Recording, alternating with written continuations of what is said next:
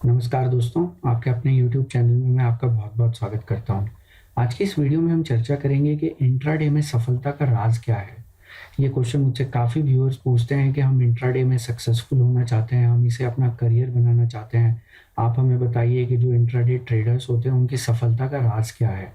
कुछ समय पहले मैंने एक और वीडियो डाला था इंट्राडे स्टॉक्स के ऊपर, उसका शीर्षक था बेस्ट इंट्राडे स्टॉक्स सिर्फ 5 मिनट में कैसे पता लगाएँ।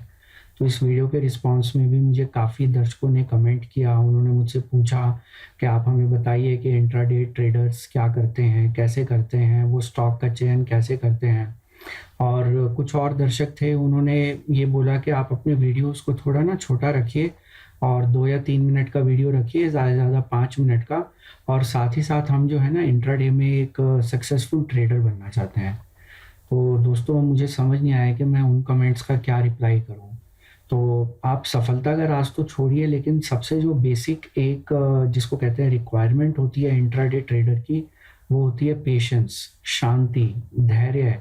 आपके पास धैर्य होना चाहिए अगर आप एक सक्सेसफुल इंट्राडे ट्रेडर बनना चाहते हैं। कई बार चीज़ें आपके मुताबिक नहीं बनती, ये सिचुएशन आपके मुताबिक नहीं होती, तो उस सिचुएशन में आपको शांति रखनी पड़ती है, आपको धैर्य रखना पड़ता है। तो ये एक बेसिक रिक्वायरमेंट है इंट्राडे ट्रेडर की। अब मुझे ये नहीं समझ में आता कि जो व्यूअर्स एक 10-15 मिनट का वीडियो नहीं देख सकते, तो वो सक्सेसफुल इंट्राडे ट्रेडर कैसे बनेंगे? तो ख़ैर मैं उस पे कोई टिप्पणी नहीं करना चाहूँगा। हर किसी का अपना-अपना सोचने का तरीका होता है। तो ये वीडियो भी मैंने ख़ैर ऐसे ही व्यूअर्स को ध्यान में रख के बनाया था कि जो ज़्यादा धैर्य नहीं रख पाते और उनको सब काम जल्दी में करना है। तो इसलिए मैंने ये वीडियो बनाया था कि आप सिर्फ़ 5 मिनट में बेस्ट इंट्राडे स्टॉक्स का चयन कैसे करें या उनका पता कैसे लगाएँ। तो इसमें मैंने जो स्टॉक्स आपको बताए थे, वो हाई वॉलेटिलिटी स्टॉक्स जो होते हैं उनको कैसे आप आइडेंटिफ़ाई करें। लेकिन उसके बाद काफ़ी व्यूअर्स ने मुझे बोला कि अब हमने आइडेंटिफ़ाई तो कर लिया कि हाई वॉलेटिलिटी स्टॉक्स कौन से हैं, पर अब उसमें हम ये कैसे पता लगाएँ कि इसमें हम किस में निवेश करें और किस में ना करें। तो मेनली मैं आपको आज के इस वीडियो में वही चीज़ बताने जा रहा हूँ और वही एक सफलता का राज होता है इंट्राडे ट्रेडर्स का, कि वो कैसे एक सही स्टॉक का चयन करते हैं। तो अब आप ये सोच रहे होंगे कि भई ये हम कैसे पता लगाएँगे? लेकिन उससे पहले आपके लिए एक कड़वा सच जो है वो जानना बहुत ज़रूरी है इंट्राडे ट्रेडिंग से रिलेटेड, ताकि आपको मालूम हो कि यहाँ पे पैसा कमाना इतना आसान नहीं है जितना आपको लगता है। तो वो कड़वा सच ये है कि 10 में से 9 निवेशक, रिटेल निवेशक इंट्राडे में नुकसान उठाते हैं। तो ये एक बहुत बड़ा कटु सत्य है कि 10 में से 9 लोग पैसा नहीं कमा पाते जो रिटेल निवेशक हैं, पर सिर्फ एक ही रिटेल निवेशक इंट्राडे में पैसे कमा पाता है। तो अब आप सोच रहे होंगे भई ये जो एक सफल निवेशक है इसके पास क्या है जो मेरे पास नहीं है? तो ये जो 10 में से 1 सफल निवेशक है, उसके पास आज्ञाकारी स्टॉक्स हैं। तो इन आज्ञाकारी स्टॉक्स के बारे में मैं पहले भी अपने वीडियोज़ में कई बार चर्चा कर चुका हूँ। तो आप ये सोच रहे होंगे भई ये आज्ञाकारी स्टॉक्स क्या होते हैं? तो यही इन रिटेल निवेशक, जो 10 में से 1 रिटेल निवेशक इंट्राडे में पैसे कमा रहा है, उसकी सफलता का यही राज़ है कि उसके पास आज्ञाकारी स्टॉक्स हैं। तो हम इस वीडियो में जानेंगे कि ये इंट्राडे के लिए आज्ञाकारी स्टॉक्स क्या होते हैं। तो आगे बढ़ने से पहले मैं आपको 2 एग्ज़ाम्पल देना चाहूँगा, ताकि आपको एक अच्छे से समझ में आ जाए कि ये आज्ञाकारी स्टॉक्स होते क्या हैं। तो पहला एग्ज़ाम्पल आपको अपनी स्क्रीन पे देख के ही समझ आ गया होगा कि मैं क्या देने वाला हूँ। तो एक बहुत ही फ़ेमस मूवी थी, उसमें एक हीरो होते हैं और एक हीरोइन होती हैं, ये दोनों एक रेलवे स्टेशन पे होते हैं। तो हीरोइन जो है वो गाड़ी की तरफ जा रही होती है और हीरो के मन में ये आता है कि अगर ये हीरोइन मुझसे प्रेम करती है या प्यार करती है, तो वो पलट के ज़रूर देखेगी। तो वो 3 बार बोलते हैं पलट, पलट, पलट। तो हीरोइन जो है वो पलट के देखती हैं, तो इसका मतलब हीरो को यकीन हो जाता है कि ये हीरोइन मुझसे प्रेम करती है।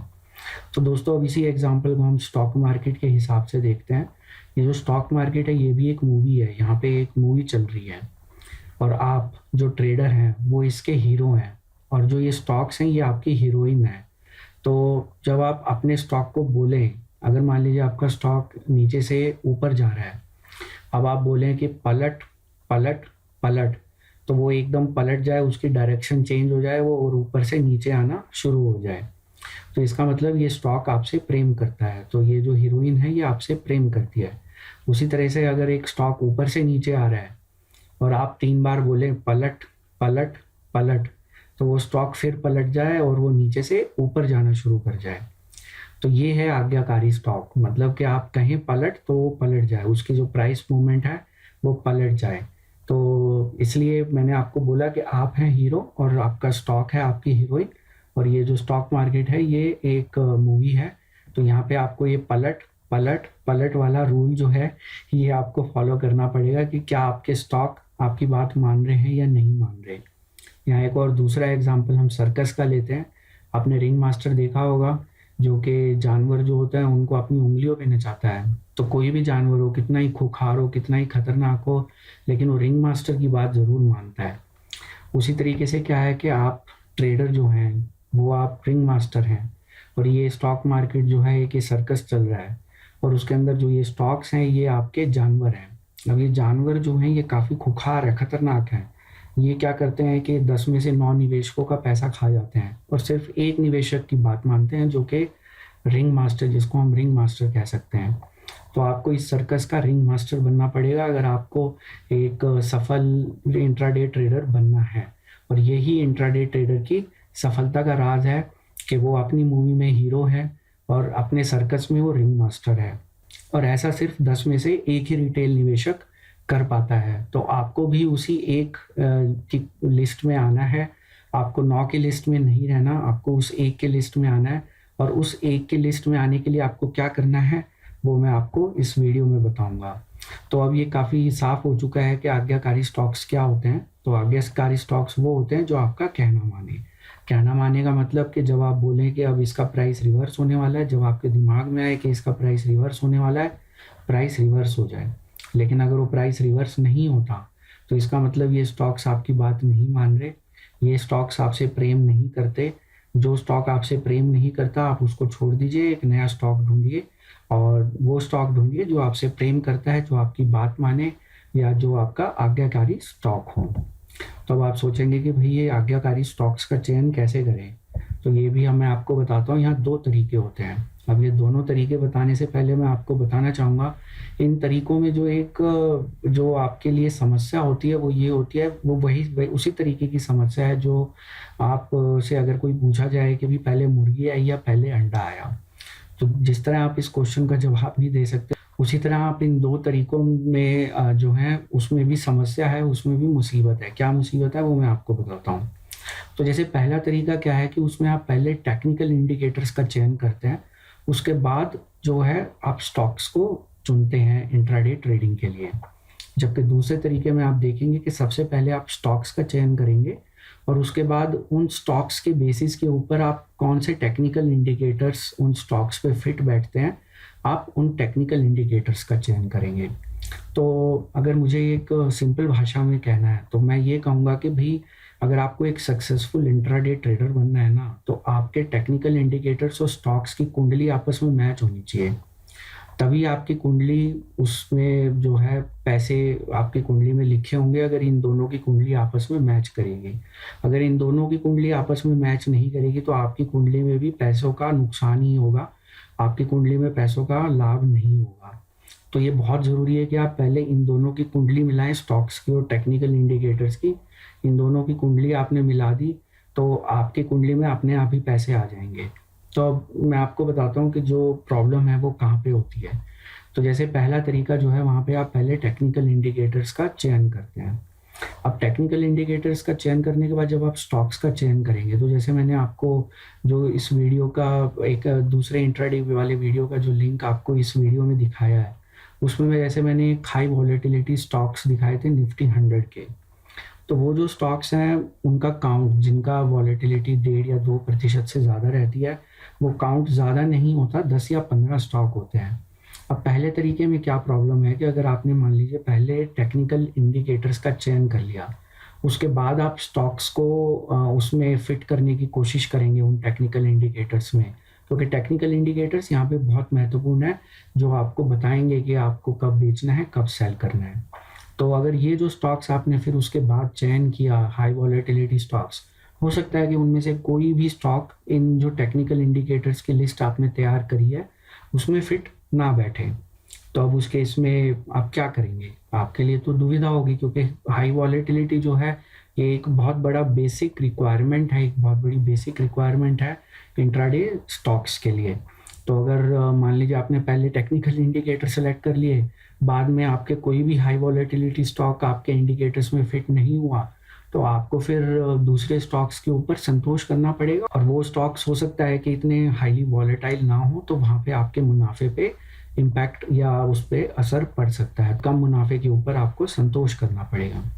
अब दूसरे तरीके में क्या होता है कि आपने पहले स्टॉक्स का चयन कर लिया और उसके बाद आप टेक्निकल इंडिकेटर्स का चयन करेंगे। तो यहाँ पे देखिए, जैसे हमने स्टॉक्स का चयन उस वीडियो में देखा कि हम कैसे हाईली वॉलेटाइल स्टॉक्स का चयन कर सकते हैं। तो आपने मान लीजिए एक 15 स्टॉक्स की लिस्ट बना ली जो कि बहुत ज़्यादा वॉलेटाइल है।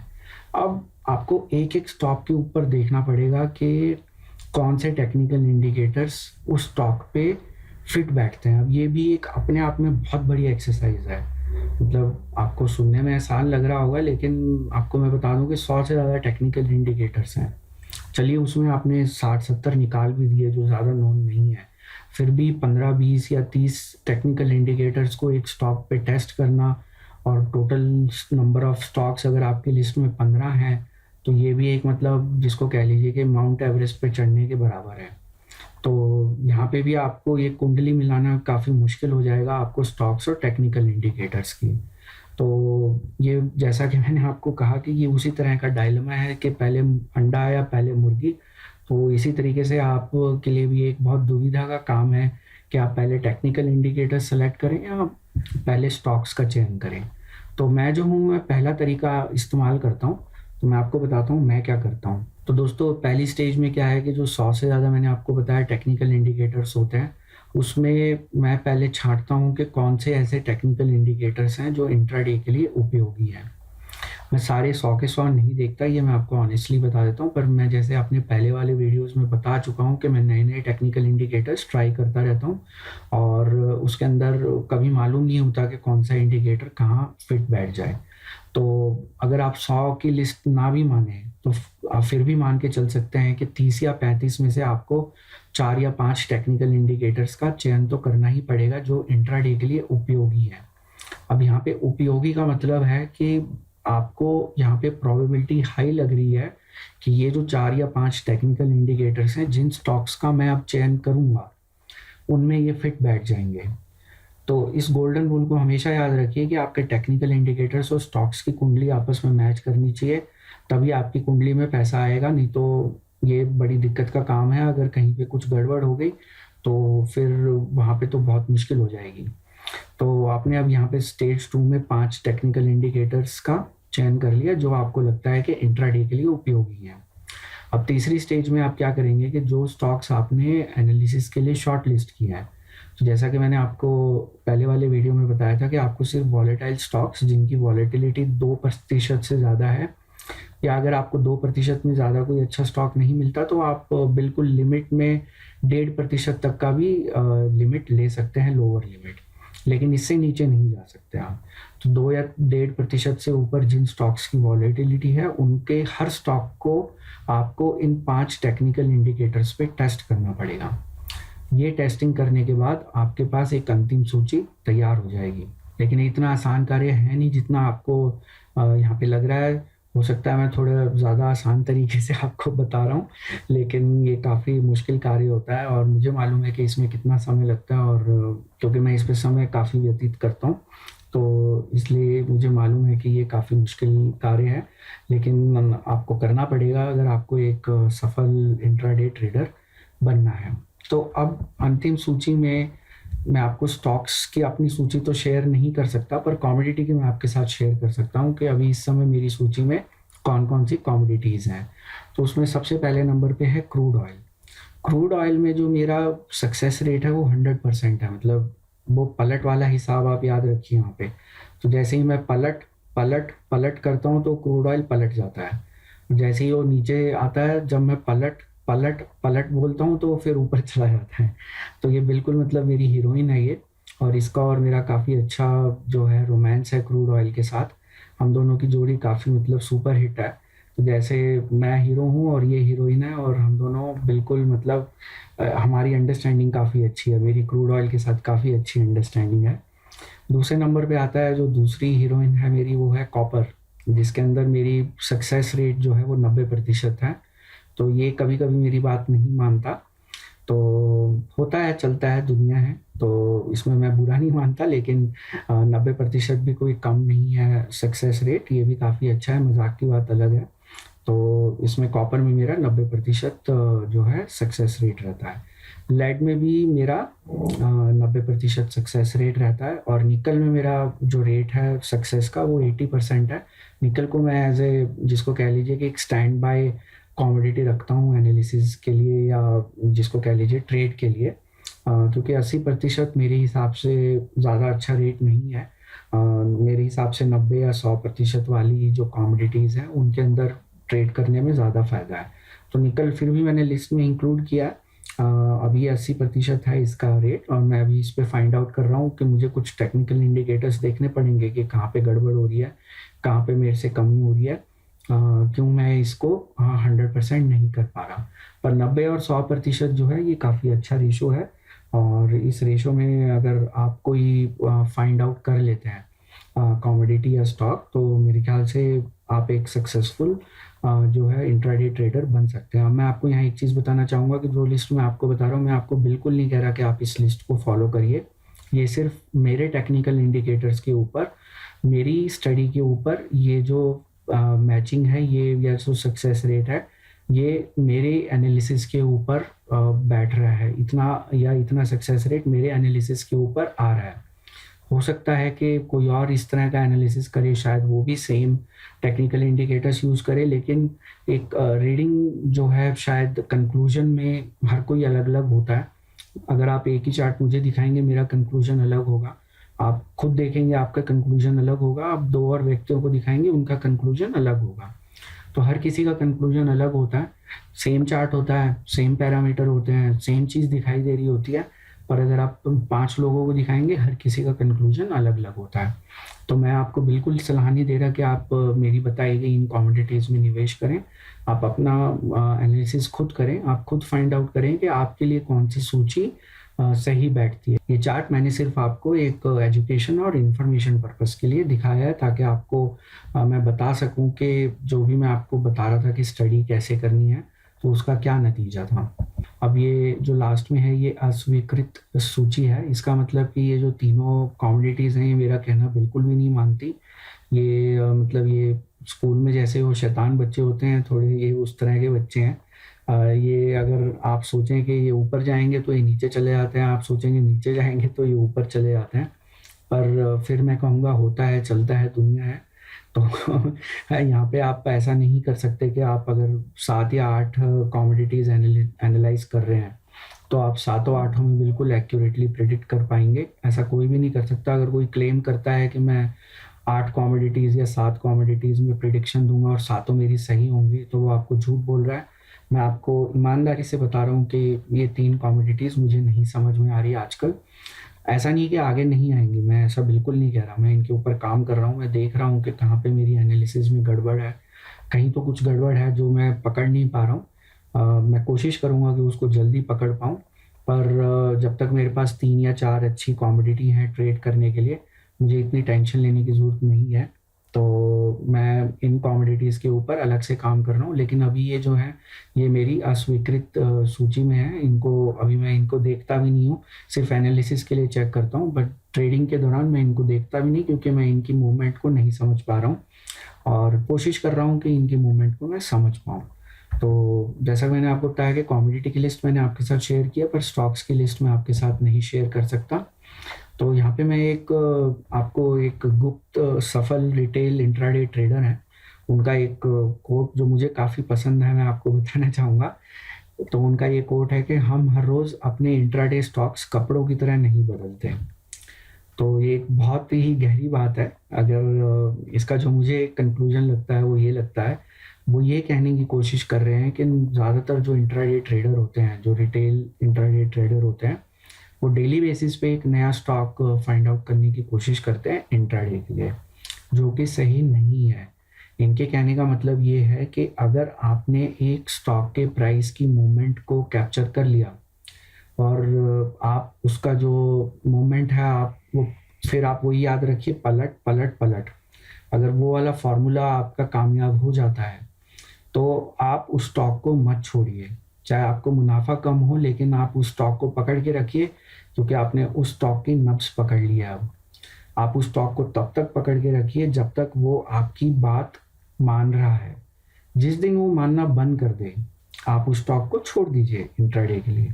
लेकिन जब तक वो आपकी बात को मान रहा है आप उसको पकड़ के रखिए, डेली उसमें ट्रेड करिए। आप उस क्योंकि अब आपको मालूम है, आप देखते ही बता देंगे कि ये स्टॉक आज ऊपर जाएगा या नीचे जाएगा, और आपके दिमाग में वही डायलॉग आएगा मूवी वाला। जैसे ही आप बोलेंगे पलट, वो पलट जाएगा, फिर बोलेंगे पलट, फिर पलट जाएगा। तो वो आपका उसके साथ एक 100% आपकी कुंडली और टेक्निकल इंडिकेटर्स की कुंडली और स्टॉक सब की कुंडली आपस में मैच हो गई है उस स्टॉक में।